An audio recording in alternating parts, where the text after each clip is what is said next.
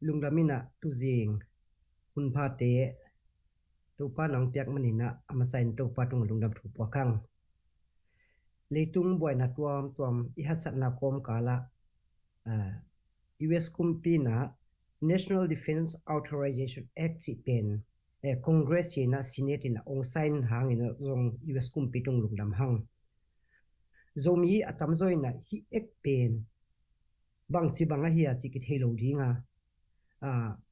tua mani na tu ni na e zomi sunga imuan mama Dr. Lun khamina a hil chian nang ni dinga hi man na ama tung lungdam thuk pok ma sa hang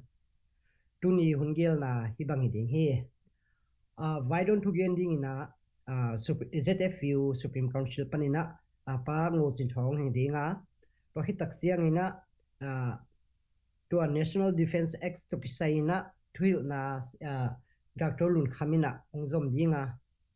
tuai man tak siang ina hilai sung ke hel hem peuna dot na le don na question answer kunong hi ding hi ihun zo na ding ina izomi MP panina padal manghen dalina zo na thung ne tugena ong ne sakdeng hi tuina ibana ihun paito sam sem hinina I pathong ZFU Supreme Council ina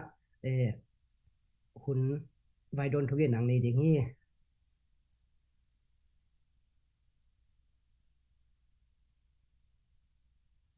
lung đam ấy lẽ cái mình ngồi trên phòng thì nó USA Washington DC pan thì nó tu đi câu đi nó riêng sang tu nghe nó hi bang nghe nó tu lại tất cả i call gam i đâu gam đi nghe nó tu pi mà mai ngay suit NDAA US kumpi na approve ki thu i jak cheng na abang teng tak tak hi a chi jong kilung hi mo tek na pi na de patra ki tel zo lo ko por bang mang lai hi le boi pian pa MC khai te por lai le ko lai hi le boi pian pa chi dan hi na tu ni na được thà lùn amina ei pa ngia to a ki chen takena hong hil chen the nang nei ding na na ama tunga lungdam thu ko ma sa hang ti na tu ni na i US kumpi te i tun asol lo in jong tua pen bill hong so ding chi jong ti lam met na hi na to to ki sai na kel chen takena hong hil the ding ma lungdam ma hangena ko cái băng bel về na bek to mà apang hi na pirna siam na apis anei khang no tam pi zong hi dok tha lun kham te bang na I kol gam hoi to no ding I pasien thua zong wan tunga nare na kitchen ma bang na lei tunga kitchen ta hen chi hi na lei tunga ipian na igam kol gam ma hi pen anok na ding ina eitek I han chem ding dong ki han thon komina ken tua teng to thu kong hon nang nei hi ning lung da mei ele lungna mele pol khatina tu ni na ya isianu siamanu alun kham thei lo ding hi manina ke zonga thei tom hi na din na ma kyang ka gen kyau dan na pa thu gen ni leng be tom khat thei zo khading hi veng chi khat hi na apa thu tom khatong be la ve ve ning na ni dang som kwa le li kum pol khatina hi e lo kwan pai sangam tharu te kwa khata lungdam poi kim ma hi yo aga pe la teng pe ta di diu ei pau sunga thium be ku ding mo chi khatang mum ke nam mo ti china ei sunga mi masa amau bangai pasian mizat hina thu pha ngai na tu ni na ei zo mi te be khilo ko gam bupin yang tan pi ai manina to pa min phat masa hang tu lai takina sianu pen indiana Indianapolis saumina Indiana tu lai tak ana se pen international criminal law accountability and justice mechanism of an international body focused on Burma kogam sung ading adia kinana se mina tua maina Indian Supreme Court na se mina wa Department Race and Gender Fairness Commission language access for judiciary tua lama aman tawan lenina tua maina amana i law firm ama i atam zo the ding ina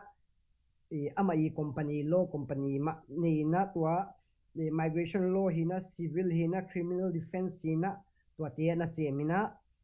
tua hitak chiang ina Indiana Marion County Prosecutor Office First Burmese American Deputy Prosecuting Attorney China ama sapeng ko gammi dingina ama anom hi che tua chiang ina tua be khilowina ama kipol na hi Director of Burmese Outreach China nipi sapi te ezo mi be khilona ko gambu pa dingina anakizang koi ina lungdam mahang hibang ina amana apil na siam na te it kilkelo in tuni bang gen chian ding chileng Sydney khat mu man pen tom chi khat kimu na pina zanga khong ngen hi pa mo kun na mo tuni na ong hil chi chiat ong hil chian ma ding i the kileng dong ong hil chian siam lai ding chi khathina lungdam ma hangin tuina ama ahun apia hi pa ni lungdame. Oh, good morning, good afternoon, good evening, hello dia mate. Hirana, tuni hirana honong pia ko nong zong kizong long dam peng maeng. Ci ongkian masanwa meng ina hirana nasap igama dia nga mate na nga iom na pana isap chat isap chat te dana hirana zom swak ding tu zong lamani ina kizong hilama US akatun bal swata ina nasap tom na pana nasab na zong ne na yang nasab iman tak jang kam hoi na ma bangaya lampana itan nang song mata kisem jari na hi Burma Act zong nung kum paka kipana aki gian ni na to tanga zong wal tampi tak pu the na pana hilama zong ko sem kisem jari na vekpi na isep ya tak jang aki gwa zo the panai chang tua hirana hun pa enga zong ke zong lung da ming jiang gen ma sanwa ming na tua again ding pen NDAA pen NDAA 2023 mo to pen nung dang ma ki pass ki vote in a pass ong swak pen e ong ke jere ve mo na to pen ba hiam chi atung NDAA pen ba hiam jiang gen na sanwa ming ba hiam chi le Burma Act again tak chang tu kuma ding Burma Act pen NDAA sunga pa ai changa NDAA pen mangyam chi onggen ma sanwa ming nungkum lama bel ama NDAA le Burma Act pen ama ana tuam tuak hi na mo yang atu kuma bel ama Burma Act pen NDAA sunga nana pa hi NDAA chi changa pen National Defense Authorization Act mo amin sao pen to hi na bangyam chi le ama National Defense adinga gam US gam aminam agama dia nga akidal na atuna inapia upudi dan so mo authorization ji janga bang chu ta ina bang atuna ina koimun tanga pen bang hi ding hiam ji tuna ina piang na bill hi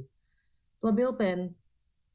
kumsima hi US kumpita na pen kumsima ama na Congress mo nana ten ina kumsima nana vote nana piak det upade khari to pen NDAA chi pen US kumpita ama wi federal budget sumtang pen bangdana zangding bang program tanga kizang thei bang jabanga mai kum sungtang mo ama wi fiscal year sung bangdana semding hiam chi na bill hi US to be bill pen ni amai hi pen authorization bill ke chi mo na NDA pen authorization bill thunai na bang program na bang tang sem thai chi dan na kong yan na to bill ke na adang khat lew pen appropriation bill chi khat jong amai ve appropriation bill chi tak changa na khat program khat pe pe mate azat dan บางจะบางอากิจังเดียงbudget บางจะไปเดียงบางโปรแกรมตั้งนั้นซุ่มบางจะงาเดียงจีเป็น appropriation bill ก็จีตัว bill ตั้งแต่เป็น U.S. Congress นะกลุ่มซิมาอามาวีCongress มาอย่า voting vote นะไม่แต่เปียกเด็ดอุปเดนี่อมพี่นะตัวตู้กลุ่ม NDA ตู้กลุ่มatau getting จะแหลงเป็นตู้กลุ่ม NDA เป็น December นี่กุกเนี่ยอัทุปันนาดีงาไม่แต่ Congress แต่นะเป็น lower house House of Representatives จีน่ะเป็นไอ้ยังlower house สิลูกเดี๋ยวมาเอาลุดดอแต่นั่นน่ะแต่เนี่ยนะ December นี่กว่านี้เอาลุดดอแต่น่ะเป็น vote ตัวจะทุ่มแรกสมเอ็นะ vote เปียเอ็นะสมเกียรติเอ็นะเบลเป็นเขียนไม่ได้ vote เป็นมาหลังปักสันเจโนจะไม่เนี่ยไม่ได้ vote no เปียยังจะทุ่มแรกสมกันนะ vote yes เปียเอ็นะตัวตั้งโต๊ะ lower house ปะนะ upper house U.S. Senate แต่ตรงนั้นน่ะแต่งตัว Senate แต่นั้นแต่งตัวนะ December นี่สมงานนี่จานฮัลที่เว็บไม่ได้จานฮัลเพียมา December สมงานนี่แต่ก็ตัว Senate แต่นั้นเป็นนั่นน่ะ vote อุนะvote อุเป็นสมเกียรติและทุ่มนะเลือดขันนี่นะสมเลือดขันเลือดขันแล้ว vote เปียยังvote เป็นเปียเป็นเลือดขันเป็นตำจ้อยจังตัวน่ะที่ bill เป็น NDA เป็น lower house of representative ฮิตาเล่Senate ฮิตาเล่นะองสวกตานะที่ NDA เป็นอุปเดชหินางตุลาตักbill เฮลัยเป็นมาอุปเดชหินางเป็นปังกิสมลายมจีเล่กุมพีป้านะอันละมาทูดึงบักจานไลนะกุมพีป้านะเป็นที่ NDA เป็นกุมซิมาอากีพาสตักจังเป็นละมาทูดันนะเป็นมีตั้มที่มีตั้มพิจารณาเป็นกุมพีป้านะเป็นละมาทูดึงที่จะหมอและหมอเวนะเป็นพาสดึงสวกตาตัวคัดเป็นลงดำหอยไม่ได้NDA จินเชื่อว่าเป็นตัวด้านนี้ทุกกลุ่ม NDA สมมติว่าเป็นกลุ่มพิจารณาเป็นด้านกลุ่มเงินด้าน federal budget บางสั่งดีเยี่ยมจี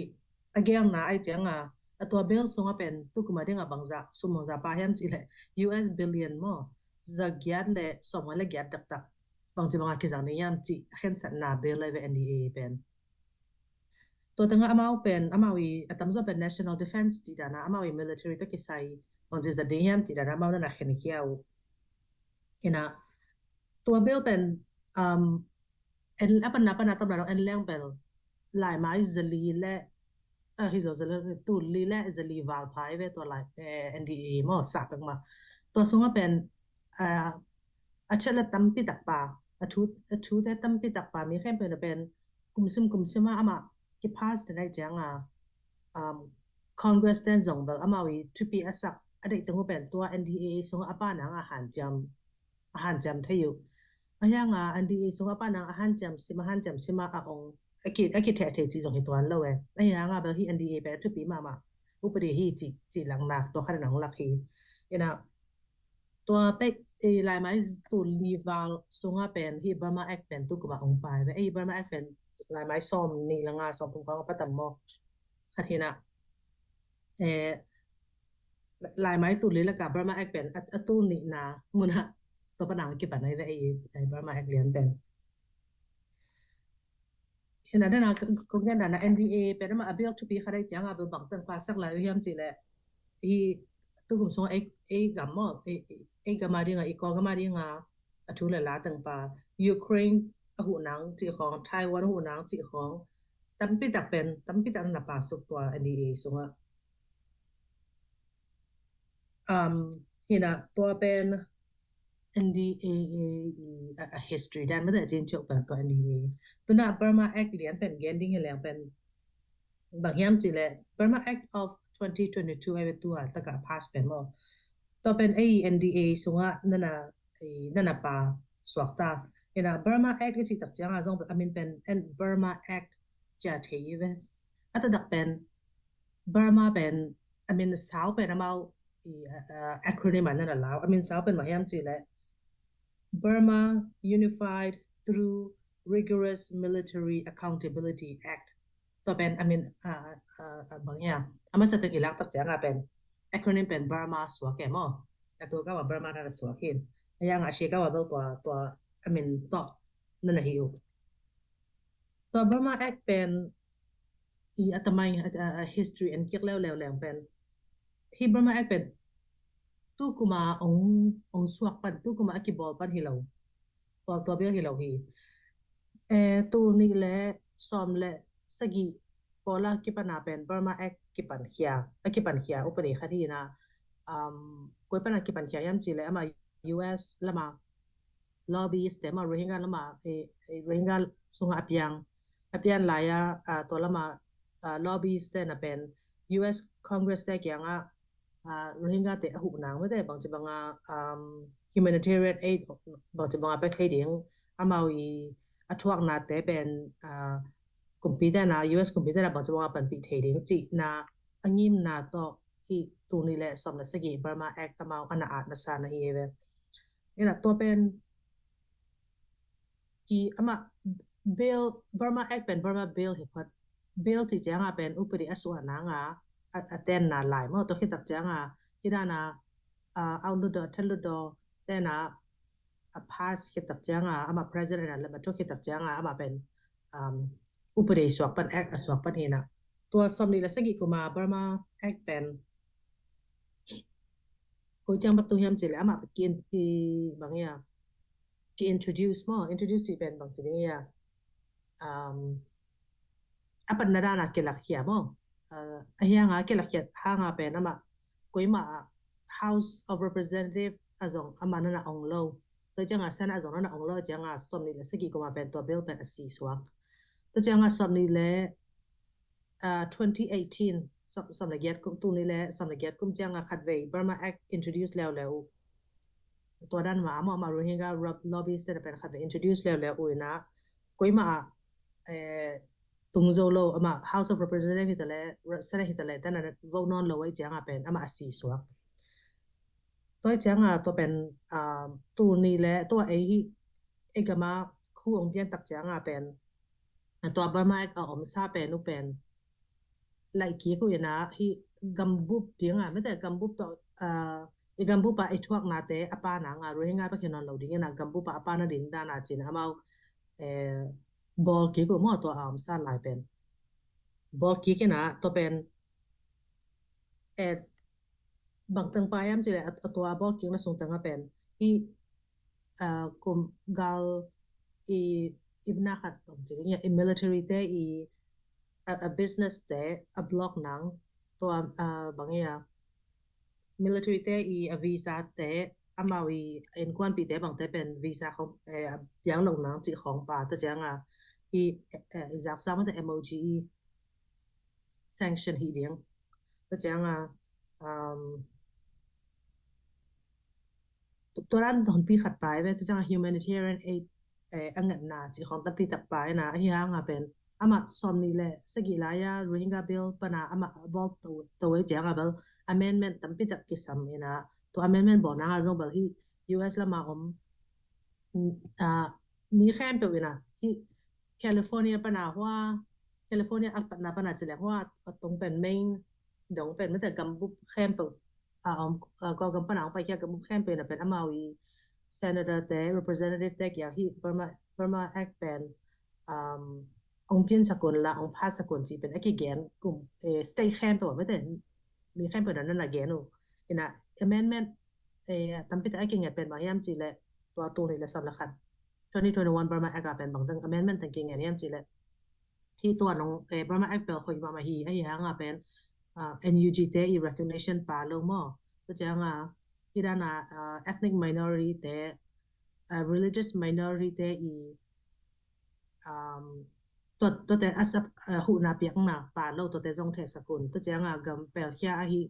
หมุนเป็นบังกลาเทศเป็นทรงฮิโลวินาอดังน้ำตัวมาเลเซียฮิตาเลอินเดียฮิตาเลอดังหมุนตัวมาเอาแต่ทรงหูนาเปียกดังเอาเทศกุล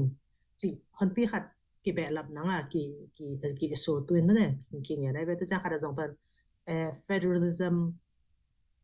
หินางจงตัวจ้างหิ accountability และ justice ล้ำหูนางจงเป็นตั้งพิทักษ์สัมหิจีนา amendment ตั้งพิทักษ์เงินจัดนะตัวเป็นกุยจังนั้นนุ่งก็มากุยจังนั้นตรงเฮียมจีแลเอาลุดดอ ดงนั่นน่ะตรงโตนะเอาลุดดอเป็นอามานั่นน่ะองตัวตูนี่แหละสำหรับสกีแหละสำหรับแกราบก็มาตรงโซโลเป็นตูนี่แหละสำหรับขัดจังเป็นเอาลุดดอนั่นน่ะองเต้าสวกไอ้เหี้ยงอ่ะอาจจะลุดดอเสร็จตุนตักจังเป็นเสร็จแต่ละสปอร์ตนั่นน่ะเป็นเวทเราวูบังมานั่นน่ะเป็นลอยจังนุ่งก็มาเป็นอาศัยของสวกแล้วเห็นตัวอาศัยไม่ได้เป็นบางขัดบางเพียงยามจีแหละนุ่งก็มา NDA นั่นน่ะก็เกิด NDA เป็นกลุ่มสินค้าสมากีไอ้เก็บพวกจีแหละมั้งนุ่งก็มา NDA ไอ้พวกตักจังฮิลามาก็เคนตากีละมาSenator Mitch McConnell อาจีน่ะเป็นฮีก็กำตัวเกษายทูเป็น NDA สุงะอันแนวโน้ขัดสูตุนดีอันนั้นก็เอเวเห็นตัวอามาสูตุนนะบางก็ยามจีแหละhe U.S. Department of State มั้งตัวแต่น่ะ Congress ได้ยังเป็นกองกำทุตเกษายบางตั้งเสียมยามบางตั้งเสียมยามจี briefing ของประเดี๋ยวหิวแต่จีขนาดมันนั่นแหละตัวสมมติว่าบางตั้ง briefing ของประเดี๋ยวหิวยามจีแหละ no he NUG support บางตั้งไปเขียนตาตัวจังhe CDM อาริงบางตั้ง support เปียตัวจังhe humanitarian ไอ้ดาริงบางตั้ง support เปียจีดาได้หมดน้ำต้มของ briefing ของเปียอ่อนจีขัดมันนั่นแหละแทน NDA สงะนุ่งก็มา NDAA องค์ตักจังเป็นมีตั้งพิตักเป็นกิดงดำบางอย่างจีแหละตัวน่ะนุ่งบางมาเอ็กซ์งา NUG support บางมาป้าคนลงนาเป็นที่ NDAA Mitch McConnell นั่นสงเป็น NUG นั่นน่ะนั่นน่ะเปียไอ้จังมีตั้งพิตักเกี่ยวกับตัวแม่หม้อเอ็นะอามาตัวเป็น briefing เปียเอ็นะbriefing เปียกูห่างเป็นอามาconfidential briefing นะได้จังแบบมีตั้งพิตักกันเป็นบางตั้งเก็บยาแฮมจิกเกตให้มันเล่านะตัวด้านน่ะที่น่ะตัวคิดตักจังตัวน่ะไอ้ตัวตะกมันคิดตักจังตัวน่ะไอ้ยาตัวนี้ตุงตาสวักเกเวอินะตัวที่ตัวนี้แหละ2023 NDA ส่งมาเป็น Burma Act เป็นนุ่งกุมสังตั้มพิดักหอยร้อนนั่นแหละป่าสอนนุ่งกุมมาเป็น Mitch McConnell introduce เป็นลายไม้นี่ของปะไกเป็นต่อลายไม้สิ่งของปะไกตำมาตำคนไกไอ้ยังBurma Act องค์รู้ตักจังเป็นอามานุ่งนุ่งกุมาพาสจอมาเลวบาร์มาเอกเป็นตัวด้านเหรียญจากต่างมาที่ NDA ส่วนนั้นไปจ้างตัวนั้นเป็นองค์ต้องสวกนี่นะ President เลยมาจกที่ตักจ้างที่บาร์มาเอกเป็นองค์สวกดิ้งที่จีตัวขัดองเงินว่าเองตัวแรกที่ตัวแรกตะกา NDA ส่วนอาป่าไม่ได้บาร์มาเอกส่วนบางตังป่าจีขัดตัวขัดเงินตัวแรงบางตังป่าย้ำจีแล้วอ่ะทุกปีตั้งเป็นทุกปีเป็นบางต่างไปย่ำจีเล่ statement of policy จีนะ U.S. ได้ดินมุนปัดU.S. ได้งิมนะเกลนะมั่ง policy ตัวเอามาปั่นมาสร้างเว็บเองนะตัวส่งตั้งแต่เรื่องเป็นเช็ดยัดดื่มตะการนั่นแหละไปให้จีงเงินน้องเองตัวเกสส่งทุกปีบางต่างนุ่งบาร์มาเอ็กซ์ส่งป่าเหี่ยวลงมั่งตัวอัฐกับบางตังปายามจีแหละU.S. กุมปีเตอังยิมนาอังเงลนาเป็นฮีก็กำส่งมีเตdemocracy human rights และ justice อาศัยนาแค่เป็นหัวนาเก็บไปดีฮีกิ support เก็บไปดีฮีจีนบัดขัดนาป่าอันนั้นมันนี่นาเป็นฮี military coup มั่ง military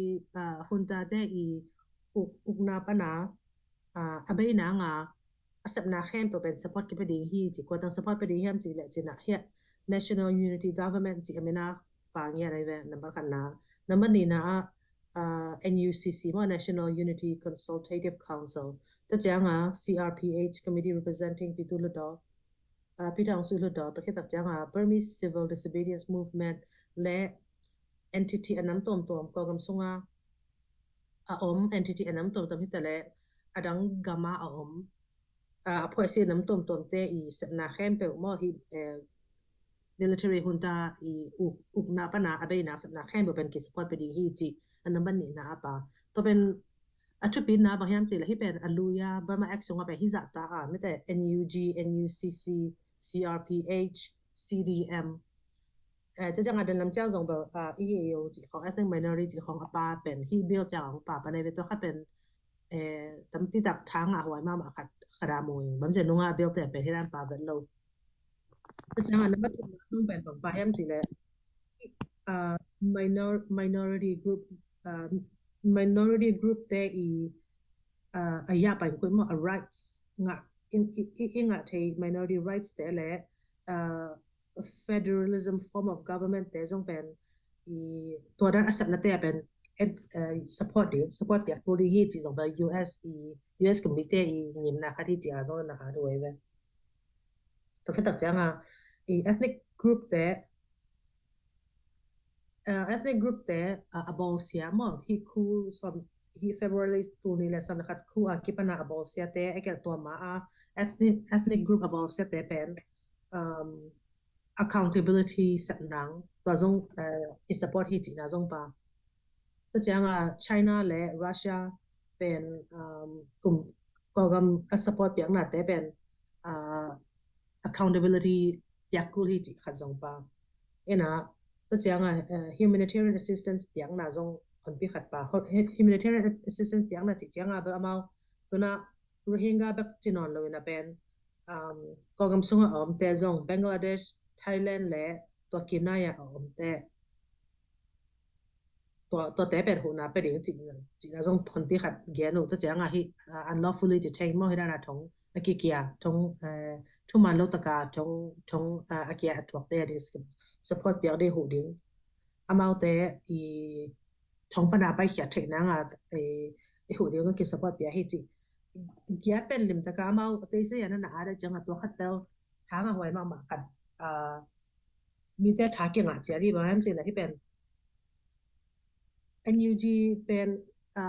recognize hi kumpi na recognize hi chi lian lo ha nga pen bang tang tu na piang ta yam chi le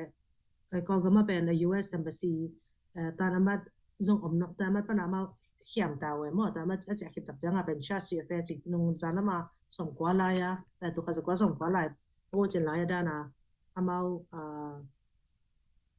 bang ya amao i US te i om nau pen to na na kiam suk sa ko mo ko gam so wa to khata tam ering a tam pi da hoi na chet khat to cha number ni na pen to na NUG pen kumpi hi achi lo ba khi na hi anga NUG NUCC sia pe chi ko pe amen ya ra tam pi da support ki pya hi chi na pa ta cha to khat pen mi tam pi ta ke na pen to pen hoi na chen la khat hi cha ki gen cha hi chi to karong gen no men chang a sanction a zong pel bang pa lao lao yam chi le sanction chi chang a pen ai pa bang chi ni ya sep hall sak na mo apyak lo na computer na ina bang tang pa yam chi le i military gal kap te i company te amao i in kwan pi te te le amao te le visa piang na te bang te chi khong pa ama mandatory pen lo i sanction de hi chi khat pa changa MOGE de na chi oil and gas hi gal kap te i sum nga na te zong bo sanction ding zong pa na to pen discretionary mo kumpi na pen bang chibanga phesak de hiam chi pen discretionary chi dana ko yu chi discretionary chi changa ba pen lo ki phya ding chi na hi lo na pen amao i hoi asak da no na pen ki phya the hi chi dana ko yu na to changa accountability found justice na ICJ te changa UN te IIMM te na hong ban sab swang ding hi a pe song chi na hong song ba pen ti tak pa hi to songa to changa khat le wa i federalism support piak ding chi kha zong ma lim ta na a thia u no to pen to kha zong ba hoi ya ki mu to changa i statement of policy me de US te i amuara ama weekend mun aman khitak changa ba tang na sanction mun pa to khitak changa ba tang pa yam chi le ki bill sung pa na pen authorization mo sum pen ko ye phoi si tang ke pa ding hiam ma chama ke pa ding hiam chi na pa leo to la ma pen access gi pa ve khan na pen ma yam chi le na ke gen ma ba nga program to federalism accept ding program te pen hi ethnic state te me de hi na tayin ta state te accepting te pen a program sab ding te hitale bang te hitala pen ki support pe ding hi wala ka zong bang pa yam chi le ethnic armed organization ap EAO sunga ERO te I lead non lethal assistance chi wa thau pa lo mi non lethal chi jang ba pen sis mi thau te bang te pa lo chi nam na to te support ta pi ta ke pe ding hi chi khat pa ke tak jang democracy sab na pen I mi nam kim te I ethnic ERO te hitale pro democracy movement anam tong tong tong khem pe democracy sab na pen aki apa win na ngabel a program ke samtang zong ban ke support pe de hi china zong china khat pa to changa technical support le non lethal assistance pen Burma's ethnic armed organization te People's Defense Forces te pro democracy movement organization te tunga ben ke pe de hi chi khat zong pa toy changa hi athupi zong na khara na NUG te NUCC CRPH te pa na ampita ko to ba na bangtang na yan na bangtang pen authorized ke pe de hiam bangtang pen hu na ke pe de hiam chi tak chang hitanga pen to ethnic armed organization te zong pa PDF te zong pa CDM zong na pa ta ve tatang pen technical support le non lethal assistance yak ding to te ko zong pen amina zong na ki anya ra chang aya ding na pitak chang a hwai thu khari chi si zong gen no meng to ba na bang kwa ta hu la ding yam hu ding chi gen la yam chi le former members of the Burmese military that have condemned the coup chi to chang hi ga ga asem ngei te tuna bang ya a defect te mo ta hia hi revolution a pa te to te jong pe support ke pe di hi ama wi program sab na tom tom te ama wi activity te ki support pya ni hi chi jong pa ina dana again ma banga ina na thuman lo pia thong a ke te me te to te hu na ong pa ya ke te na hu na tom tom pia civil society organization te hi tale to chang ethnic group nam tom tom tang khem pe te pen ko gam sunga lim ta ka sak ke the na nga abol ko si ta khem pe hu ke pe ding hi chi to tang pai ve ena atom no again lang ba hit tu a bill pen kana kong gen na bel atom no hi na mate nak pi tak thang a hwai na bel na ki ge ma ba nga nuwa tu ni le som le sagi Burma akipat na akipan pen ko gam bu pa lo to changa ethnic minority te ari nga zong bang ma pa lo ina to tang khet to te pen dam ma tu ni le som le khat changa tom ong ki pa ong pa to na aya nga a hoi na khada pen tu ni le som ni le khat na pen na pass na lo changa tu na pass tak changa hi a pass na lian pen tam pi tak an hoi zo bel na hi chi to khat moi to changa tu ni le som ni le khat to nung ko ma pass lo bel songa ba bang angan naw khat pen ma yam che le genocide to Rohingya te thong na pen genocide ong tan ma sakun ong chat te sakun china zong na pai ve ai hanga tu na to kum to khit tak changa pen Secretary Blinken the US Department of State alian pen Secretary Blinken na pen ko gam ga kapten na pen Rohingya te tunga abol pen genocide hi chi amau na chat te na so khin ta toy changa hi bill pen to pen the ki ku no lo we chi dan hi na pen amau ki sam non lo te pen na la kya ena hi na a the nai lo te tu song tanga piang thu tang a ki sam ma thu tang pen amau hu na piang ding na ko hi ena to pen na pi ta ka thang a hwai hi chi to ngen no ming ena atom no abel NDA le tu liana nong de wa aki ball me de to sunga apa Burma Act pen to a thu tang bal to dan hi na hi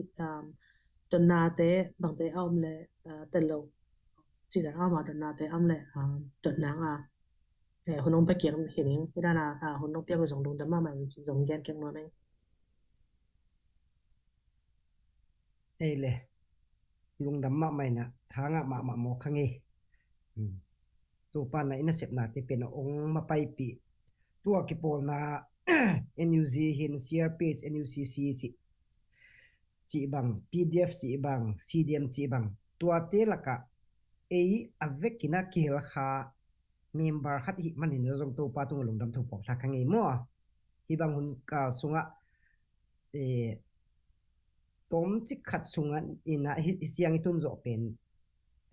amok mok kil kil lo i khang thua ding ina a chep te ta khi tuina i dot na le don na hun sak ni na i adong nuam pe mai na camera hi ma ke le na audio hong la mo dot na le don na hun azom hi pa ni le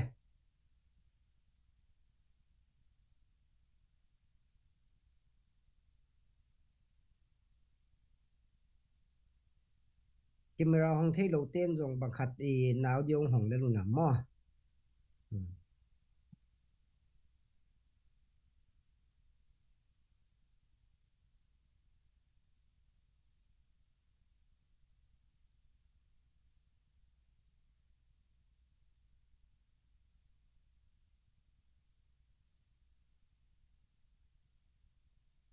password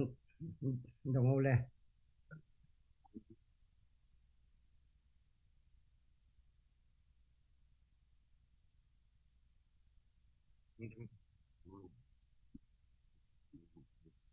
na o ki zak phakei vio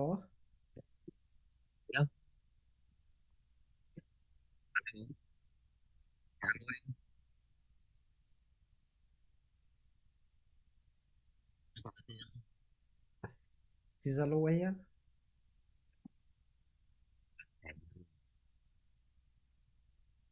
Isa pa kay Izakeye.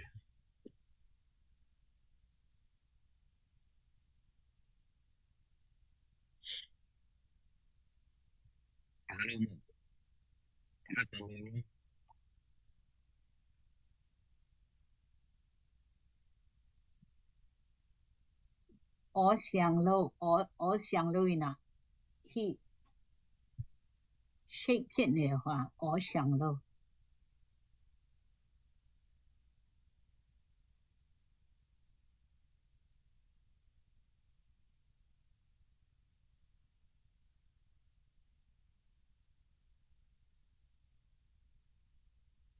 ตัวเลย person เล็ก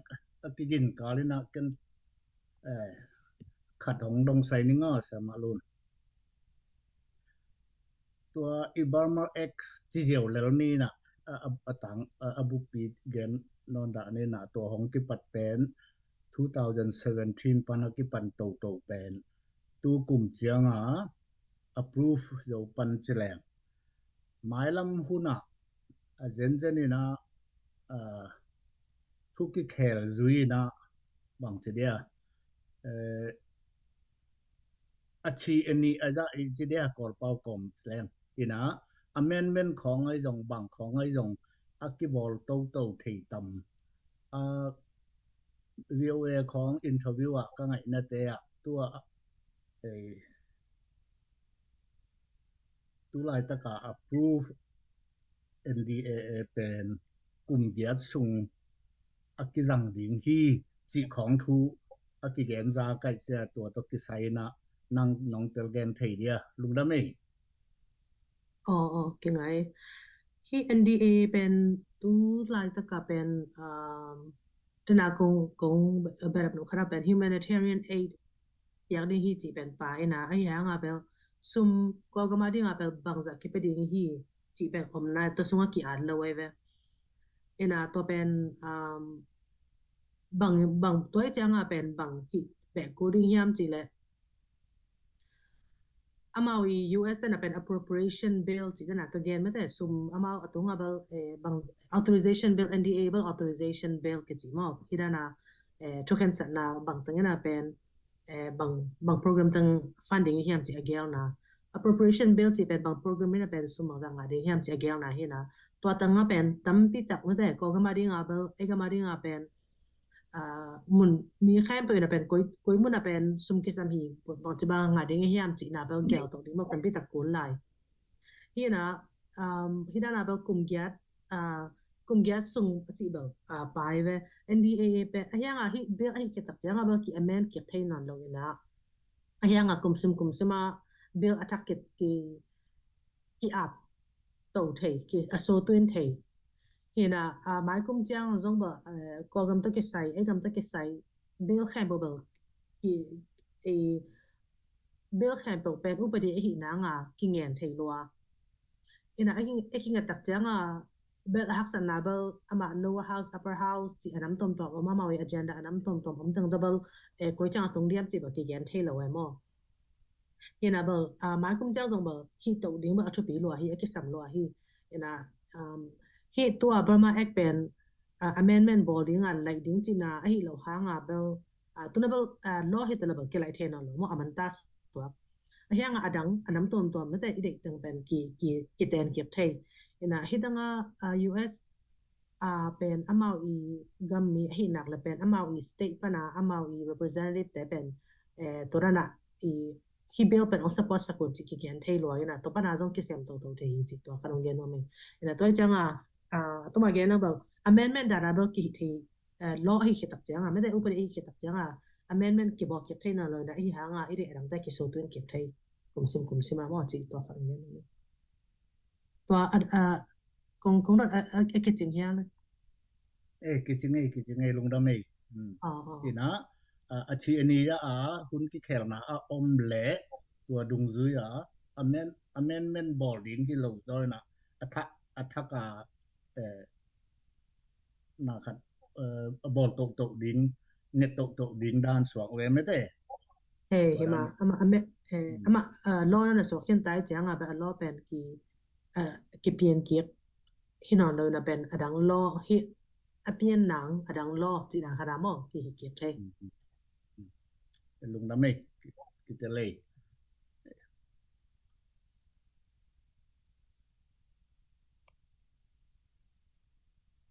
đồng giờ vô lẽ ya chat box samo power arena NDAA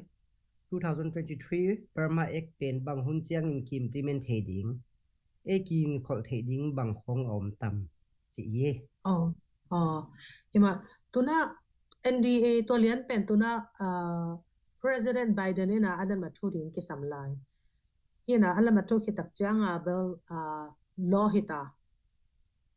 ina to pen abawi budget pen kumsima budget pen fiscal year pen October ni khat ni pana September ni som thum mai kum September ni som thum ni dong pen ama federal budget ai ve federal fiscal year mo ama fiscal year pai hina to sung tanga budget ding hina ai subject ding pen payam chile ki gen holding pen hina na humanitarian aid sum pen a billion 800 and bangza ya 50 dak tak mata to billion la ka ko ma ding ba tom khat pai ve ayang a bangza pa hayam chi om na lo changa accept ding a pen to pen appropriation bill sunga mo apa tak changa pen bangza pa ding hiam to le ai ya ding a pen ai gama ding a bel an bang chabanga hunang mata humanitarian aid ho pa thei ding hiam hi a bill sunga pen tuna CDM te ga gablui ma defect ga kapana apai hia defector te to changa ERO te pen technical support piang nang non lethal assistance piang nang ki authorize ki to piang nang ki chu ke pa khenta to changa ai lampana pel to le bang program te ke samodiam bang non lethal assistance tang ke samodiam ke samodiam chi pen tuna gel khoding ma de ki khoding ke samina to honon dun tak changa bel ko pen hi dang pen support no pia ding ke samung chi again to thek ding mo to honon dun tak fiscal year dun tak changa game thek ding ki to la ta ka ma de ki bang ya ki gen khoding to ra ki gen khod thek na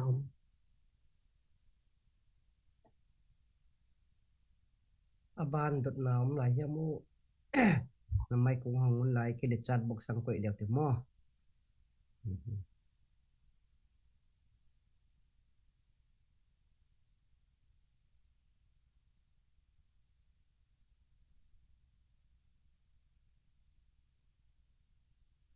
Kaya kau kita kaya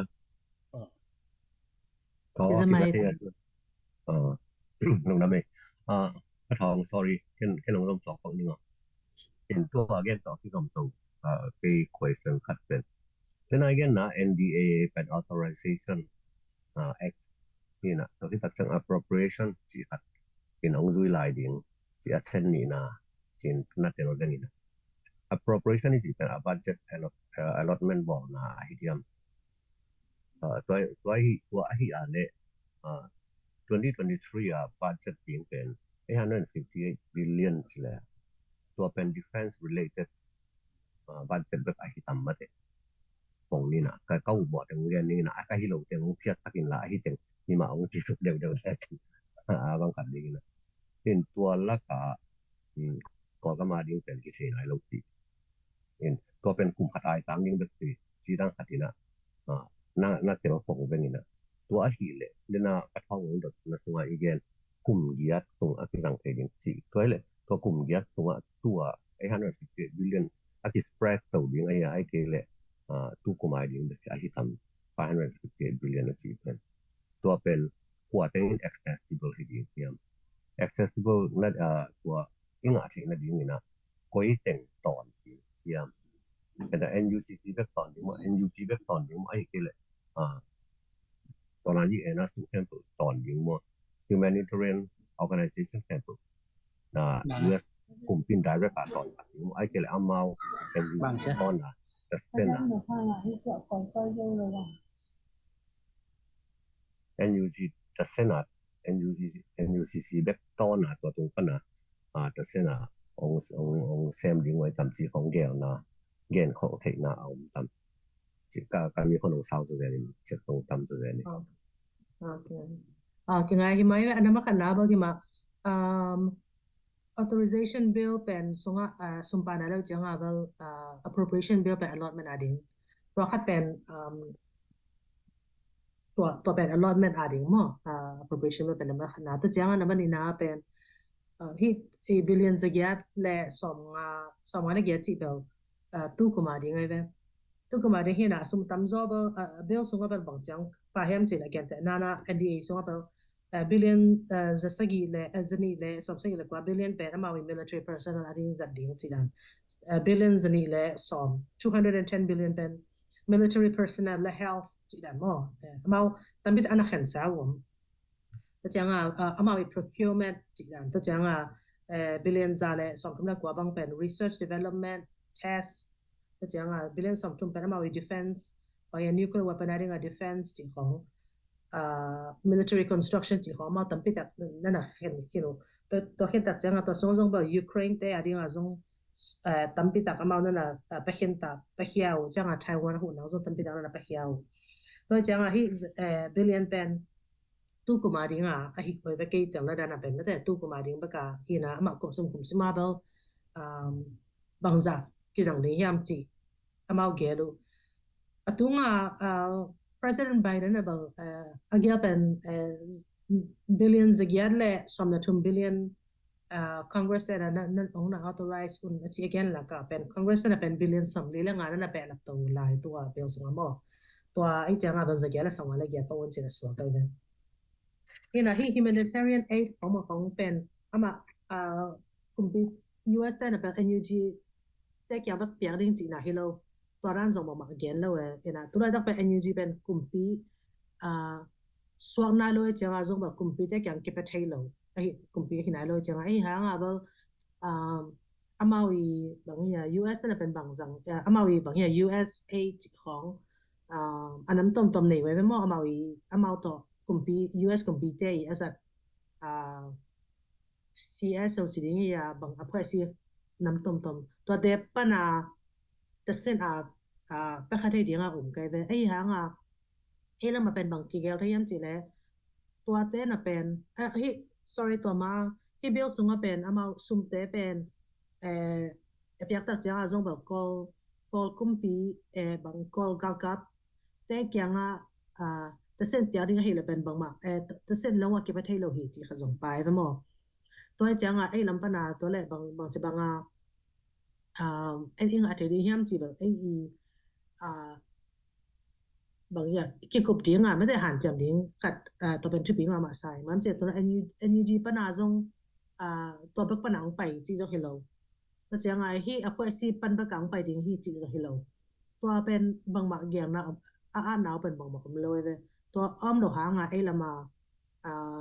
ลำปีตำปีตะองกี่ห้องสวกไปไม่ได้บางจะบางตัวเลยเกี่ยงเทดิ้งยามบางบางจะบางอีดองเทดิ้งยามที่สุ่มเป็นกลุ่มปีเตนะอมวนนะพวกซีบางอมยามตัวประดับเซตเองเทดิ้งบางอมยามจีกี่กบเดียวไม่ได้ตำปีตะยังลำปีตำปีตะอมสวก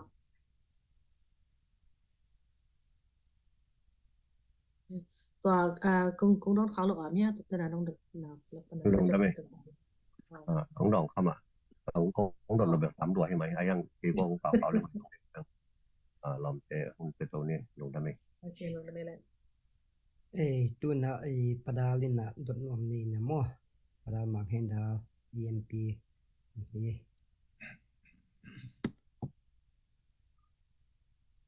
Lung damma mai sama lun, tuta lun mo.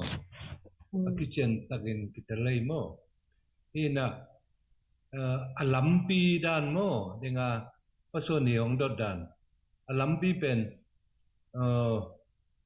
Ministry of State panong fighting mo ay kele US ay sidan mo NGO o CSO lampan na kipai thay begding mo tole ay kon ngam lampan jong inget janga NUCC ton ham tang ding mo NUG ton ding chỉ khong CRPH ton ding chỉ được khong alampi dan tom nong architect kin dạ mo idea advice nong pe thay dia với cái lòng hununin nang man hong makai no hong advice le chin chi to hong dong no mi nge hong da me lung namต้องมาเงี้ยปะดังima dana sum dana again dana hi sum te pen ama Department of State te to zok kisa Department of Treasury Department of State chi anam tom US kumpi nam tom to zok kisa hi na ko hi lam pana I han jam song na pen bang yam chi le kha be ja ga pen US State Department te to zong ki ho na han jam na ka gen thai je lo pen bang yam chi le tu na ikam songa som pia di hima ta la zong ba mun khem be wa tung zo hi lo ma de ai gam lambang hi la pe haksa to jang to sagain magoi ti khong chin state chi la te pen hinana ai pen tung meng zo lo mun ai jang ba US State Department na pen to le bang lampi na bolu hiam bang tang amu hiam ko bang che bang ko hu thi ding hiam chi jong tampi tak na ki kup thok to na zo na han jam le nong ko hilam pa na mo na bang hiam che ani lam pa na idea gen na hi pong ma USA te bek zanga ai ke le adanga phoi si te bek khat pe pu zang na hianga gam khem pe gam sunga om khem pe mi khem bu to tung zo ke le pen thi yaw ton lo ma de toi chang a bang che bang ko ong pan pi the ding ke yu hiam hi da na phoi si peng teng bang ya pong man normal way pen has tak chang a ko pen bang che bang ko thi yu hiam chi dan ke ki ho de no hi to zong mo ena sum te zong ba NUG yang pan ba ka ke le CRPH NUCC to te tung pan ba ka apia hi chi hi to ba hi vet ke to ran om ke ena to tang zong pen wam ta le zong ba tu la tak to ma NUG NUG ta na ba kum ama pen kumpi ta na pen kumpi la kumpi apia hi la ba tu khat mo ha ya la NUG pen bank kho ma kho om hi nai lo me te to ra ja ba hi na ke pthei hi ding hu hi lo ai ve to ja nga ma azat ding hu ko ma na ba establish sa mo hi na lim ta ka long history and a credible hi lim ta ka ki establish sa ama lim tung ding hi chi athek na mun to pa na nung azat nge na te pen jang so ding in umin ai ya ba bang to pen bang hiam ba thei len ke na mo to ja nga ai la ma again thek ding a pen again back to pen mun khem pro bel ama wi zat te pen mun khem pro bel tun den loi ja nga ko hi lam pa na bang tang kong gen thi riam ko om na lam pan hi te le ko state lam pan hi te le pen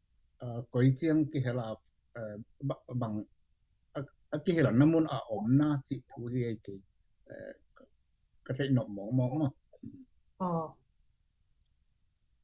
ตัวเป็นอามาวิอพาร์ท2บางอย่าง sanction and policy coordination นะจินะมุนะตัวเป็น5ตัวเหลี่ยมเป็นหม้ออินะตัวตั้งก็เป็นแต่สิอย่างเงี้ยนี่จะแรงเบอร์ตำเตียนี่นะว่าBurma Act section ส่งอันแรงเป็นsection number เป็นงางสกิเป็นหม้อ5570ตัวน้อย sanction and policy หน่วยไปนะกว่าตั้งเป็นกี่ sanction เดียงUS citizen เป็นจีเป็นกว่าตั้ง any person จีเลยเป็นกว่าตั้งป่าจีของมาที่เสียนั่นหาด้วยนะ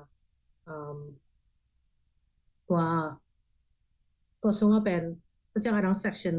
5571จีอันตัว section คิดจังเป็นอามาsanctions with respect to human rights abuse and perpetrators of coup in Burma จี section ขัดจังไม่ได้ตัวว่าอย่าป่าตัวส่งสิมสองเรื่องเป็นอามาstate owned ก็กำส่งstate owned commercial enterprise อันนี้แต่ตัวจังตัวนั้น business อันนี้แต่บางจังหวะที่ sanction อามา business ที่ sanction เดียวตัวจังอามา section เป็นบางตัวจังที่Burmese military financial benefit อ่ะอามาa spouse อันเอาปังเตจีของตัวจังอันนั้นต้องตัวไม่ได้เตะเสียตัวส่งนั่นแหละป่ะนะตัวเป็นกว่าจีน่าเฮียมจีเรียนเป็นอมเลวมั่งไม่น่าเป็นอมเลวนะเฮียงตัวตะกี้ใช้ตัวบางส่งอลูดกว่าตัวงเฮียมตัวได้เป็นที่ Burma Act หางประกาศมาอาเซียนอยู่แล้วนะDepartment of Homeland Security ของ FBI ของ ICE ไม่ได้ Immigration and Enforcement Immigration and Custom Enforcement แต่ตัวเซมขบตักจังตัวนั้นกิมันอาเกี่ยอยู่ที่ตัวนั้นที่ตัวส่วนตัวนั้นที่นะ Burma Act หางเบกเรียนที่จะเหตุวันเกี่ยเฮียงBurma Act ส่งไปจังจงเบลตั้งปีแต่เหตุวันส่วนไว้ไม่ได้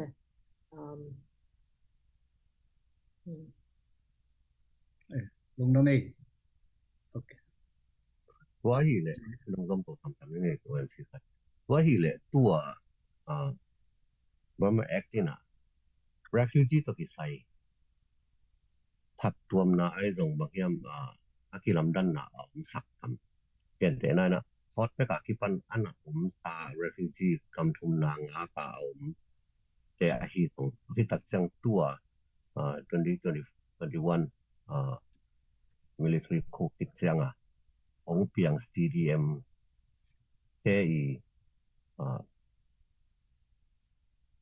ตายแค่แต่เมื่อ CDM กำดังอาจวนตายแค่แต่ดีนะ refugee ละเม็ดนะ refugee consequence ละเม็ดนะตัวอินเป็นตัวเทตัมตัวส่งเอาความเทตัมก็มองนะแบบhumanitarian aid จีป้านะไม่ได้แค่เช็ดสกิปาจีเหลียงมอตอบนะบาง authorization of appropriation for assistance for Burma จีเนี่ยส่งไปนะโอเมนไม่ได้ยังนะมา refugee จีเลียนอะแกนเราที่หางที่กัมBangladesh ที่แต่ละดัง surrounding country อัตราเขียดกูเตอารีงหูนาจีขจงไปเลยตัวจังrefugee จีกัมมันอ้อมเดียนหรอกแบบมาอัตราเขียนหางเป็นกำส่งเกี่ยมเทนนจังอัตราเขียนน่ะส่วนใหญ่จังมา refugee จีเลียนหรอกแบบตัว assistance ส่งแบบไปโน่น humanitarian assistance จีส่งไปโน่นhumanitarian นะฮีเลยตัวเป็น financial assistance ส่งพวกลิงเป็นไงส่วนตรงนี้ไงตัวที่เรา refugee status ต่อกำทุนนะทุ่มเทนะยังไงตรง opportunity ของตัวมันทำมาที่อารมณ์ตัวตรงนู้นนี่refugee status ตัว humanitarian assistance จีจังแบบสุ่มส่งเห็นprogram และ technical assistance ของส่งไปมั้งไอ้ยังตัว refugee designation จีเลียนเป็นที่ US มาbranch ตัวมันจะเรียกมาได้ตัวเป็นrefugee ไว้ตัวกิจการเป็น executive branch ที่ไต้หวันที่ Burma Act ลำจีกับอุปเดบอลเรียนเป็น legislation ที่ไต้หวันจีนั้นตัว refugee designation แต่กลุ่ม cuối cầm tu cùng bằng dạ cái sang điếng US Panama là cuối Panama cái sang điếng chỉ bên mà executive branch amao ngay sụt na mo amao song pian na tôi cho President Biden president cái sai president song pian na tung tong cái sai ina hi legislation cái sai cái anam tom hi Đúng đáp ấy. Tôi lại đến anh again là xuống cái nó mong kia tôi bên ấy tôi đang khi tham sai local pension NDAA chỉ bên cùng sima ông đầu mà đấy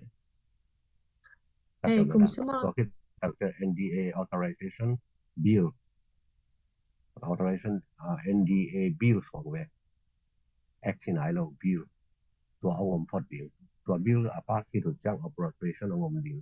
ตัวที่ตัดจ้างตัวเป็น act ของส่วนดิ่งใช่ไหมเนี่ยก็ถึง act ของส่วนที่ตัดจ้างตัวเป็นสมมติที่สังเกตได้เราที่เรียกดิ่งอาจจะด้วยของส่วนดิ่งตัวองค์ที่เขียนดิ่งเดินนักเรียนนะว่าสามีน่ะหลายไม้ตูนลีวาลบางองค์จีน่ะตัวละกันบางมา act บางเป็นไปสอบนี่เลยนะที่ยิมพอสอบกินแต่องค์จีน่ะตัวเป็นเป็นpage ตัวนี้กิมพอลที่ตัวกิมพอลอมพีเซนตัวที่ตักจังฮีบอร์มาเอ็กตัวที่ใส่นะที่สูตรตัวยังเราเป็นตัวนี้ละสอมละสักกี่สอมละกี่ที่ของฮีนะตัวอ่องโลยังกูด้านนี้นะบอร์มาเอ็กเซกชันแบบอ่องโลเห็นดังอ่องไม่ล้มเวดิ่งด้านสูงไปหมดแสดงsection by section อ่องโลอ่ำตรงที่ด้านที่เดียวเห็นกลุ่มคิดเชื่องทุกตัวปีข้าเราสวดที่เดียวที่ของให้สุนทร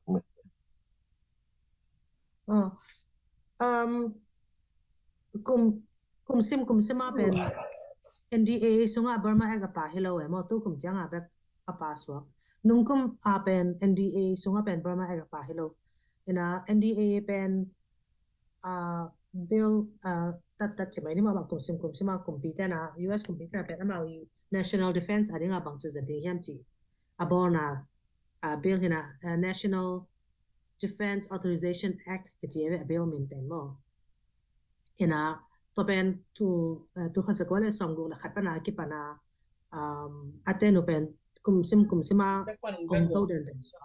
tu chang no mo tu kum no ong swak kai ve to khat ahyanga Burma Act pen akit chian tu kuma apa hipan nung kuma tu ni le som le sagia Burma Act aki ong no chi pen NDA sunga apa hilo ama atuam vilvala ama pen Burma Act nya so tuino made Congress te kyang so tuino to pen ana ong lo so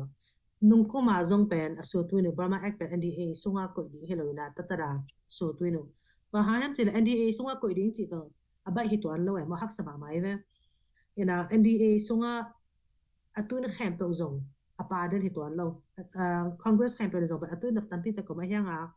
aki apa zo lo zong tampi tak na na ko mai mo ina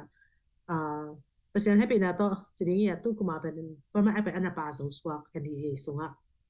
toy changa pen ong swak ina nungkum tu ni le sagi tu ni le som le giat le nungkum khonga bal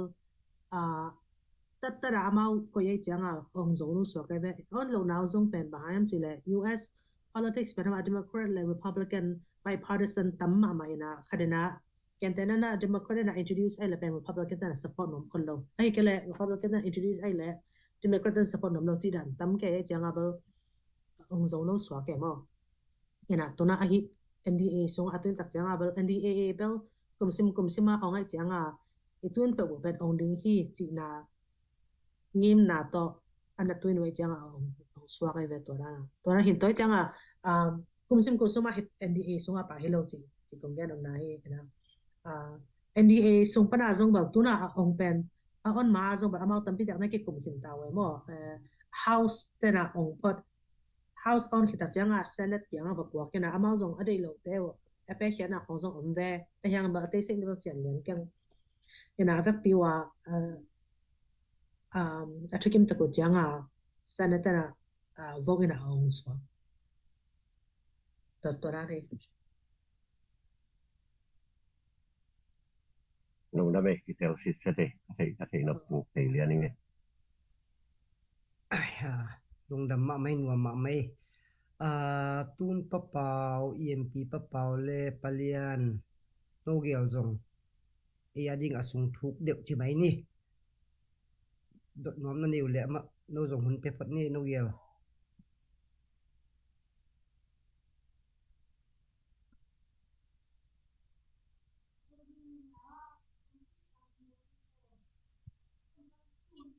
mai hon le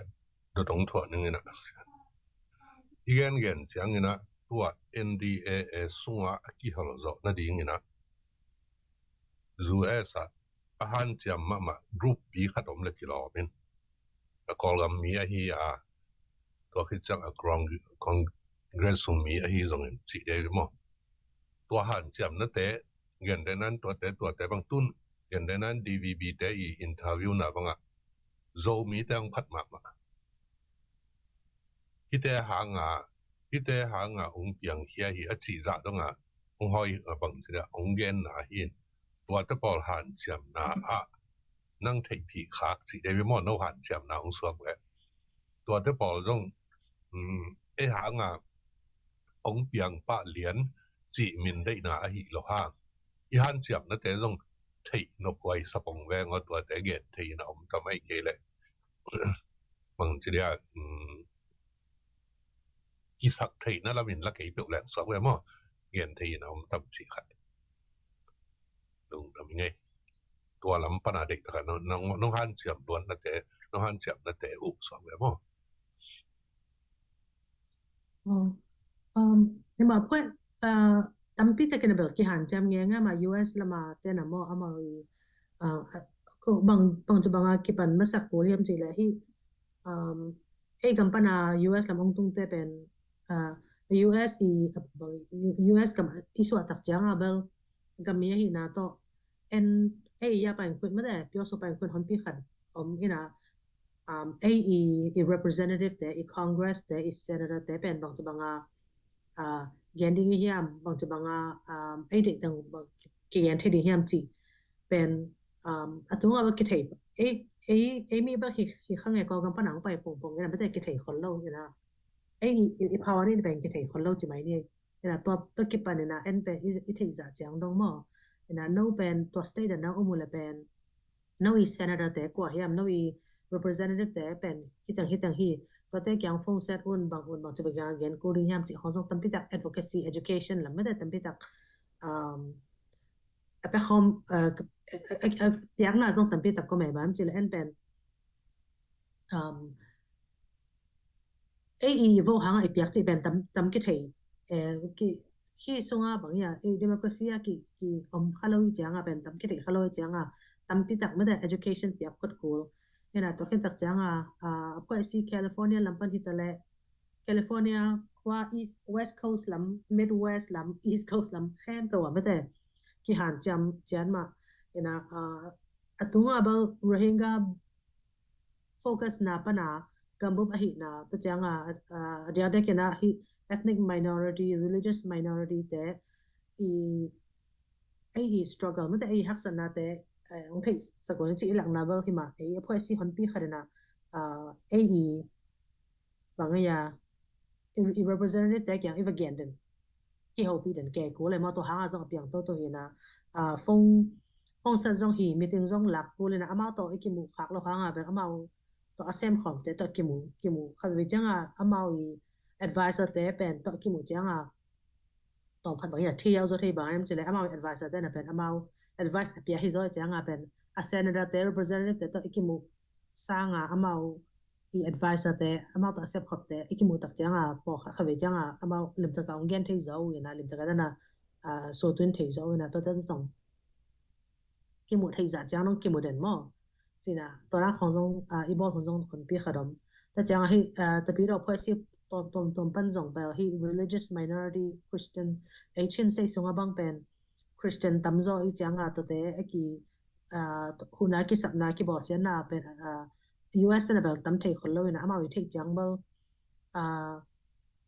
ya human right violation Rohingya nei semu chi chang ba hi na ayanga ei lam ta ki sai tam thei kholo ina to pen ei ma ina pen ai đi ngay advocate đi vào hit cũ này mới thế cái nào tôi chẳng ai mau đi tell thầy đi ra nào em nhưng mà kiện thầy cũ này là tôi ra nào giống connection ball cũ cái nào mau đi thầy đi tell thầy đi tắm với bị tắc vào kim mũ cũ cái nào cái bây giờ hiện rồi nào phải xin hôn bị khát rồi kim mũ phải xin nắm tôm giống kim mũ cũ bao nhiêu chỉ là mau pen cái bây giờ again zong bal hoi na ayang tora na ada isak pen ko mi te ding ada isak pen ko ba hikayong hina na pwes si zong tampi ta kom hi chi to wager khop zong ko le mo hina amao pen mi tampi ta kana to chuma again hi chi amu tak changa zong ba itu gen na te pen ong sang zo chi na khong hina mo hina anam kima anam tom to ma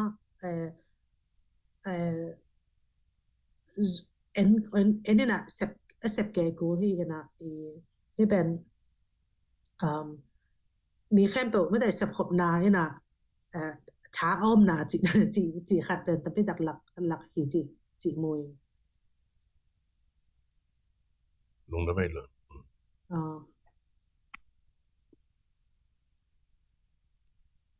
ตัวแรกเจียลน้ำนักกระดาต้นตัวเป็นสมเป็นอิงเกตไทยแล้วมันเก็บไปดีมึงสวกตายเจียงอิงอาไทยนั่นเองต้องโน้มาไว้นะน้องมาไก่จะเกลียวเลยจีขัดตรงที่ซ้ำแรงกิโลมแสดงว่าอินของตัวจีองตัวจีอุ่นจีดีเงินน้องสอนเงินโกหิอินลำพนาตัวดุงซุยอังแซมดีเงินจีขัดมั่วจีสอบดีน้ำมันละเพียงไอ้ฮีส่งแล้วน้ำมันละเบกส่งฮิโลดีเงินน่ะน้ำมาบ้านแต่นุเสลียงน้องจีไปจะเกลียวเลยที่ลำพันบักบักกิไทยเป็นร้อยจังมั่ว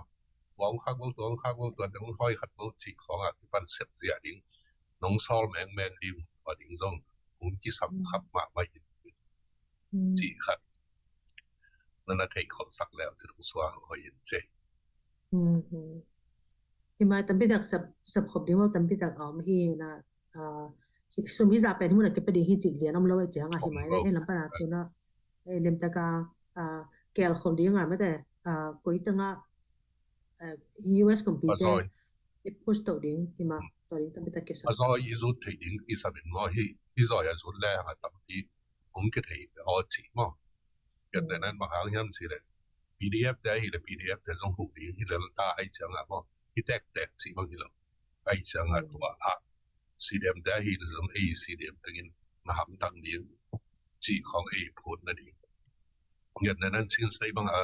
ki gom comment ko ding chi a hi le to to hi begin mo wa lo kenตุนเงินในนั้นบางตัวโดรนของบางเทคนิคของ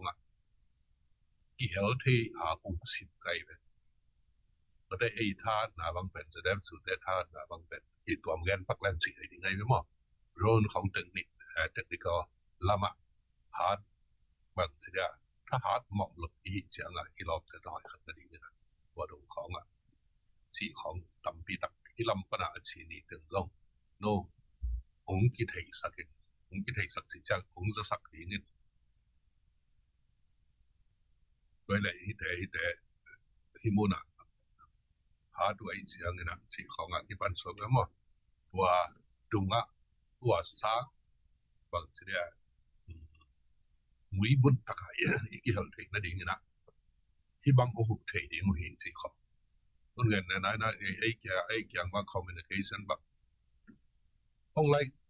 คักแล้วที่เราจะคัดเกี่ยวที่นั่นอินเทอร์เน็ตไล่ผมแหละบางวันทุกที่จะนอนวันที่บอลกิปันอามาอีสัตว์สวบแล้วว่าอีกาลกับเตอีตุ้งกินอะไรวะที่นี่นะวังเงินมาแรงโน้จูเอสเตย์เซตอะไรของรัฐหัวนุ่งเปียกถึงนาดีมันวันต่อหุบถึงนาดีมันจะไม่นี่ตัวที่แหละสิ่งโดนของอากาศเอาดิ้งไล่จังหน้าตายตัวดิ้งที่บางเอาเพชรเราดิ้งนะสีแต่ที่ว่าอินลำเละอินลำมาหำสันตาเละโน่ลำมาถึงนาดีตัวแต่กิทุสมาแรงตัวดิ้งนี่จีตัวเป็น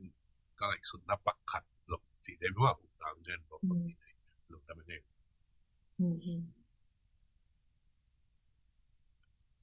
มา technical support และนั่น little support ตั้งปีตักส่งมาบอล hi internet access ของจงป่าไทยลัวหิมะมันจะเลยหิมะไม่ไอ้ละมา internet access ผมเกเลยบางมาเปียงไทยลงนี่นะsupport ด้านบางตั้มปีตัก Bible ตั้มปีตักlampi tampi tak om betul ila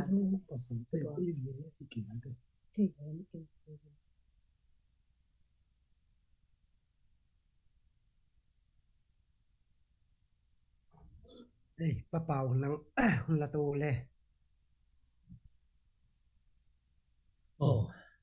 lồng đầm đầu mây này tụi bằng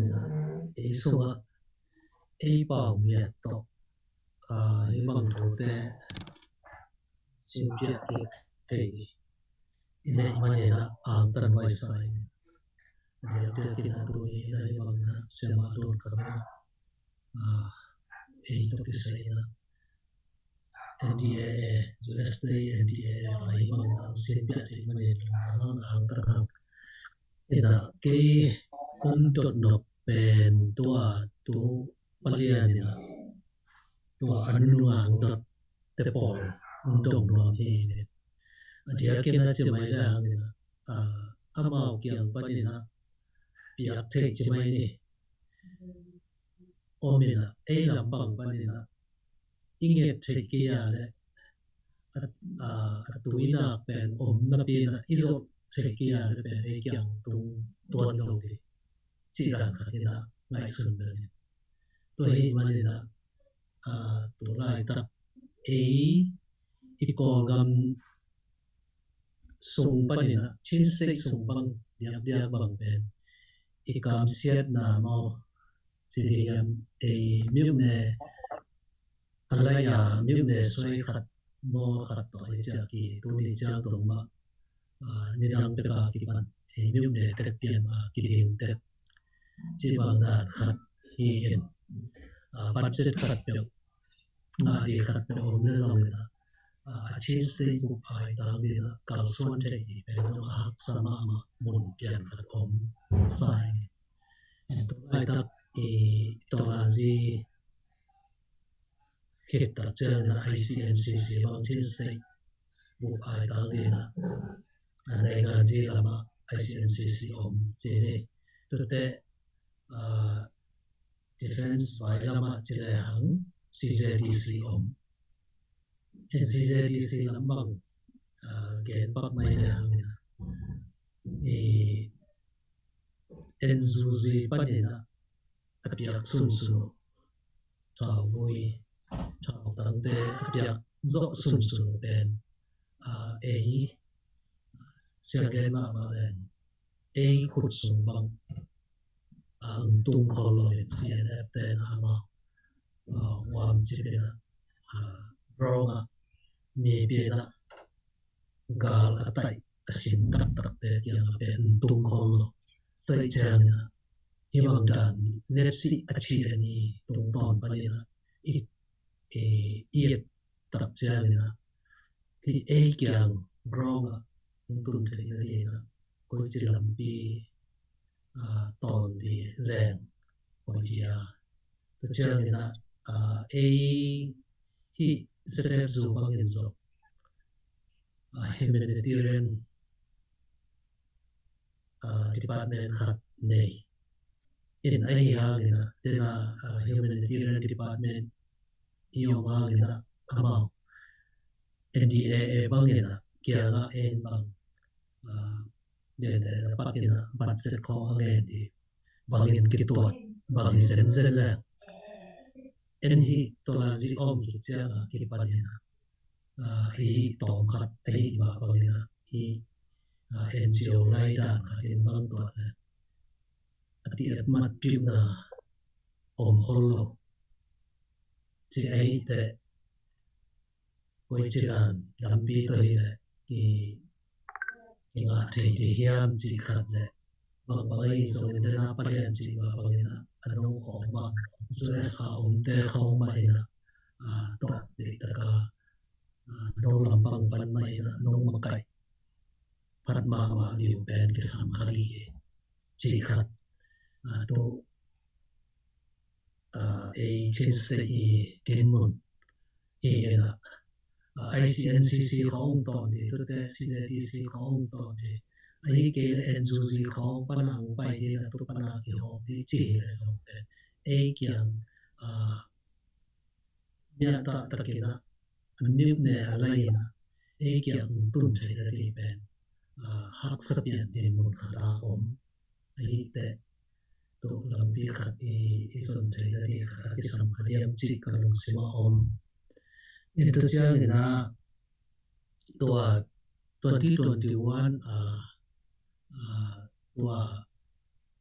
ตัวลาตันที่ตรงเซตช็อปนะตรงเซตช็อปใหม่มาเลยบาลมาบิลโมบาลมาเอ็กโมจิขัดจงต่อขัดยิงเปิดมาเนี่ยตัวจงเป็นตัวต่อกุยจานะกิลามดังตัวตันที่ตรงเซตช็อปจงเป็นKina hine koi chira chi adin mon zo akitel zo lo khat pia ni nom ve ni su s lambana hi su scc de khong to cha na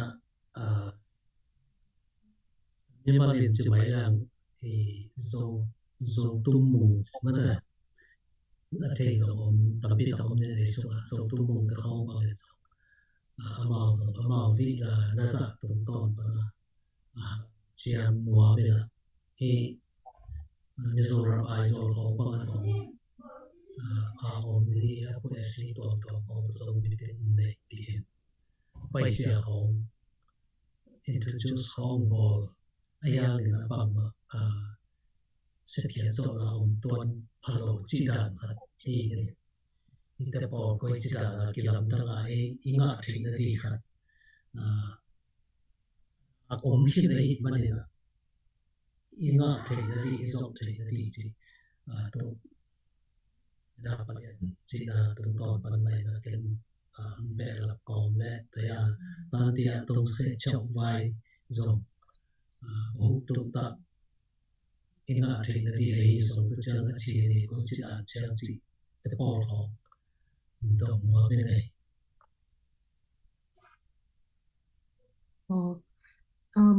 himai ve atam zo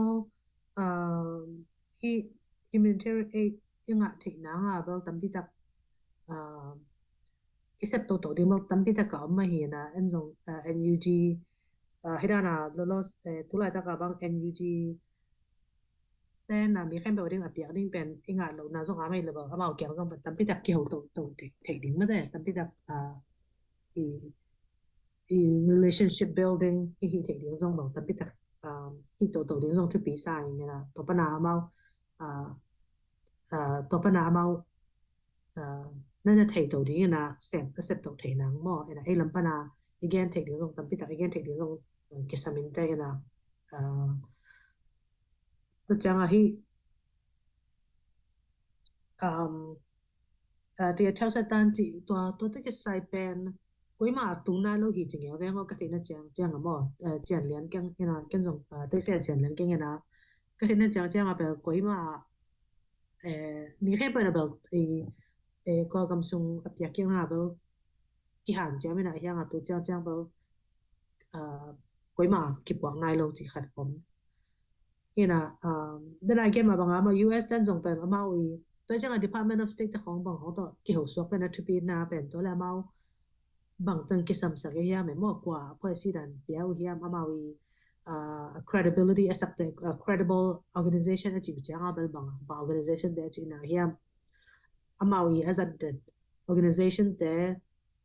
as a hanga ấy kia nga atung zo lo hi ne pen bằng chụp ngay again thì để em ở tuần lâu lắm chỉ có ngày một tấm pít đặc isep tổng điểm bao tấm pít đặc có mấy này là liền để no again đàn mà mấy cái là information để appear là na cái hậu để na mấy cái thứ sắc thể hiện level anh dùng US cũng bị làm để again tập tiếng ai học sinh là từ cái gen thế na tôi lắc pa na học sinh là học sinh là từ ngom tôi chẳng hay học sinh nào tung to na pen bằng chỉ bằng hi hiran làm pi bẹ sim pi pen hi cái là câu izat đang phải hiran là rằng thầy dễ luôn chỉ đàn nó tại game tổ đi mà tập pi tập tôi bao tập pi tập cái sẵn mà tôi bao chụp mà ina tula tak lian a solution lian a om lo nga ba hirana damdama hi to di ma tu na ki pat to di ngela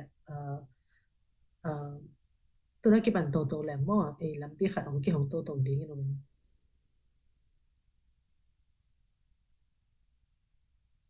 lo dam tang mai ngai ของดูแท้ขาด lùng đam mê lẽ ลงดำเพิ่งใหม่น่ะUS อ่ะไอ้มีไอ้ที่แชทบ็อกซ์ของงานกันเห็นตรงมี Humanitarian Aid Foundation ที่ก็เป็นกลุ่มเจ้าหน้าที่ register ขึ้นที่บางที่ห้ามปัตตาที่อ่างท่านแก่ขัดอีลุงดำแก่ขัดอมเจ้าว่าตะกาตัวแต่บางตัวเสพครบที่มาเลยทีนี้นะทำพิธีกรรมที่ขันจริงเกณฑ์ห้างอีน่ะอีเกณฑ์เลย NDA ต้องกิจใช้ Act ไอ้ตรง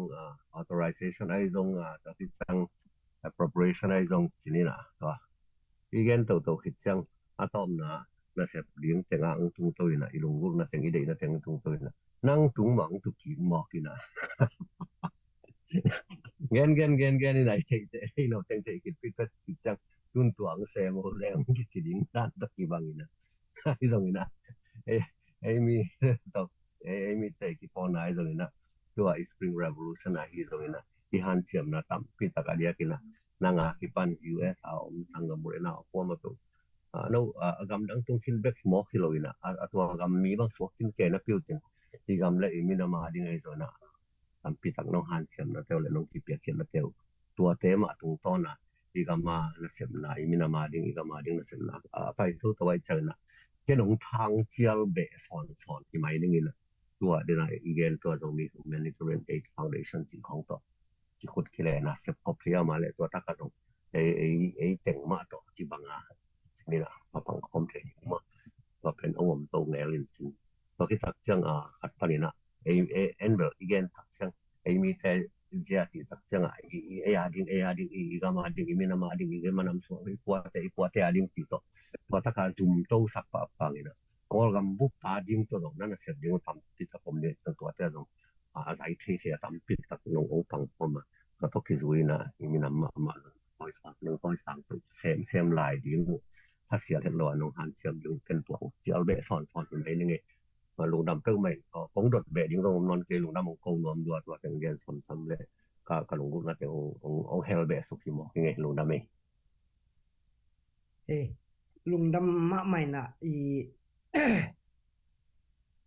โฮลิมเลี้ยง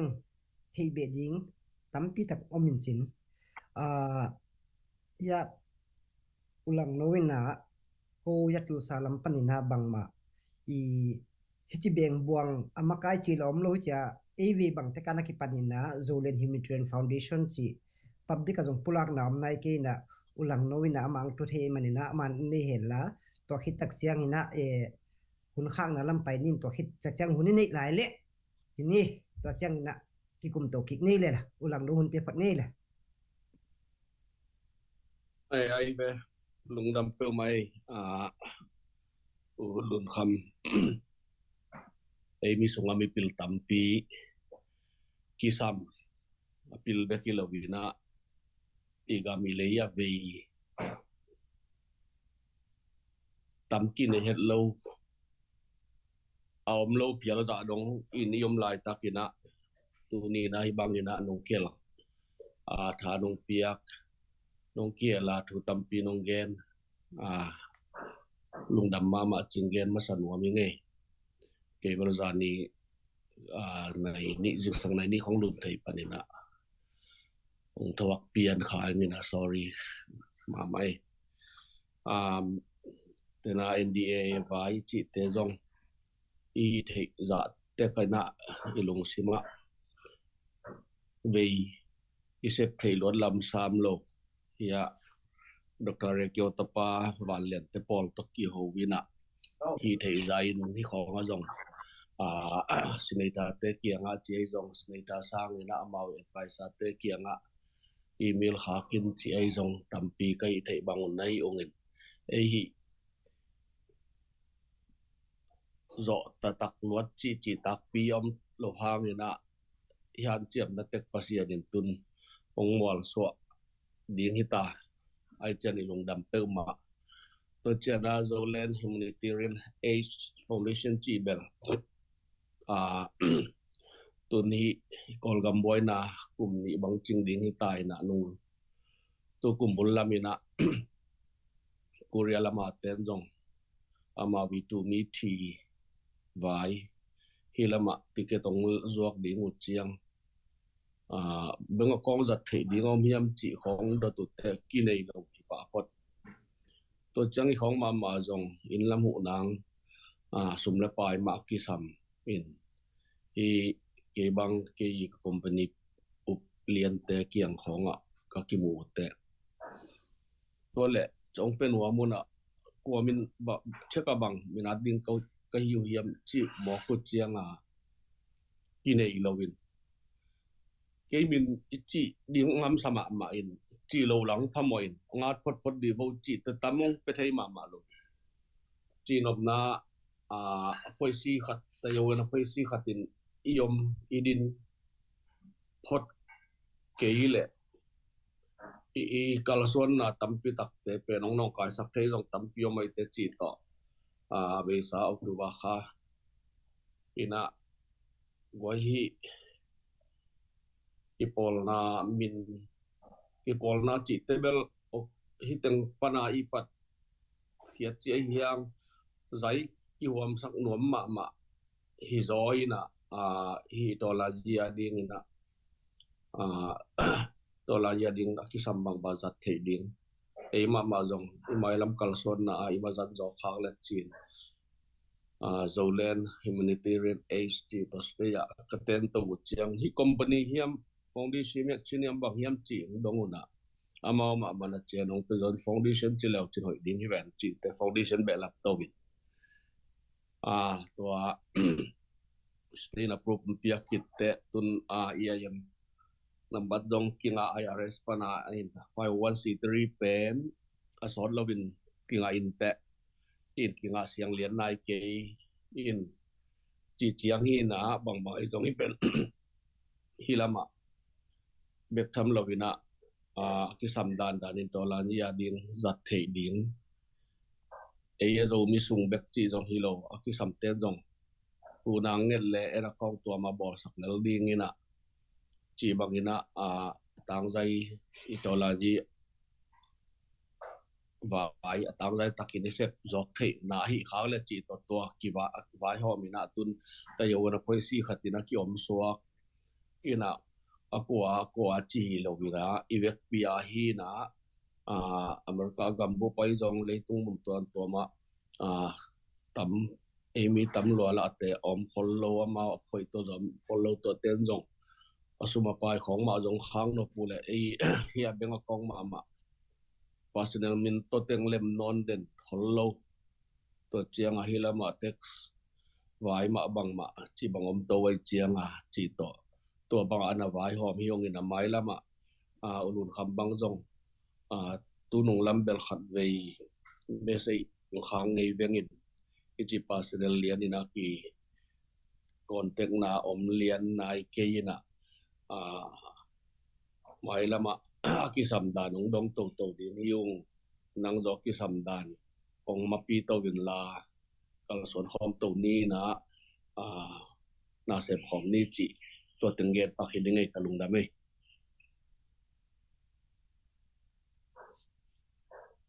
long đầm pe mai nghe Zoe Foundation pen koi bang state ki incorporate ya le Oklahoma State mo Oklahoma State ma okay Oklahoma State hin na dinau lang lo chi banga personal accounting ong thei lian non khol lo wa chang la atang zai so sem tu bek hilo mai lam hun na izat thei ding chi khat mo to lungul na to aki hi to hina tu ni hi Zoland Humanitarian Aid Foundation to ki sai jong atang ko na ani masapin aswak khileu le hangi publica amasai na ki gen kholo mo na ki sem kumni bang aching hitai ve ni bang anai sep ben tuina nuam ma telezong atop na lama ipai ki samin chin lungdam ko na gen ding ina MP padal mang hendalina amanong ni dinga to hitak chai na ihun na kha khepot ni le padal hun pe hangai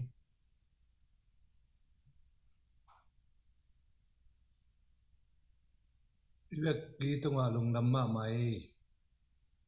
adia ka sama Dr. Lun mo NDAA mama ek to kisain akichen wakiterasi sadin nong hil nong sin pia lungdam ma hi chi ama sain ongen masaning mo tote NDAA mama ek i ong min na dinga i mo so na dinga ong han chem pi mo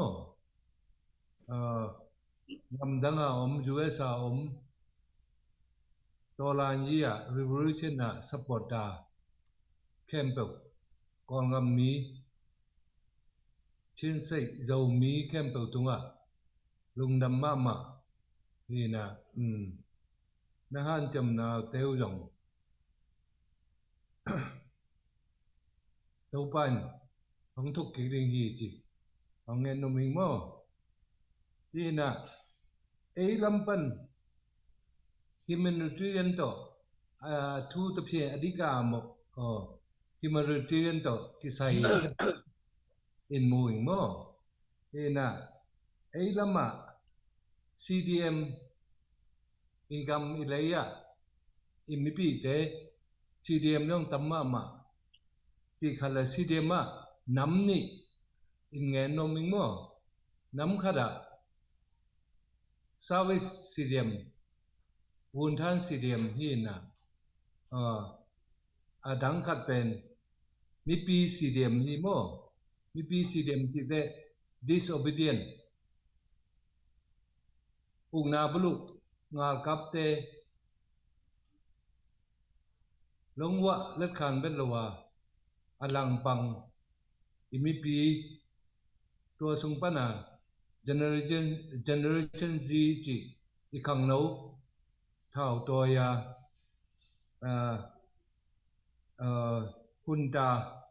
junta alang pan khang nau te rong chi to khadong ngen no ming to yo te refugee bel amin chi lo in mo ayonga ngam dang tung refugee jong ai mi tamma ma hi chi khajong ngen no ming mo to te IPD ngam sunga jong sit bi chong IPD NDA Bama ek US Bama ek to kisain mai lama pu na piak lok na inga thina ding lam ki hong ai man na lungdam ma hin tinoming mo to te ani na ERO EAO PDF CDF te jong ai ek sama luni hong hil jan bang ma nan little mo thao hilo thao hui thao tang hilo adang hu theina tampi ding technology chi khong mo to te training chi khong internet lam chi khong nek le don le puan sil pana kipan uniform pana kipan to lama inga thein ding lam ki hong hin chi mui mo lungdam ma hina appropriation act chang hong tun chang yong sama lun main hong makain hong hil hong advice le chin chi hong chin nom lại mo hong thu hong nghe nom lại hong thu nom lại mo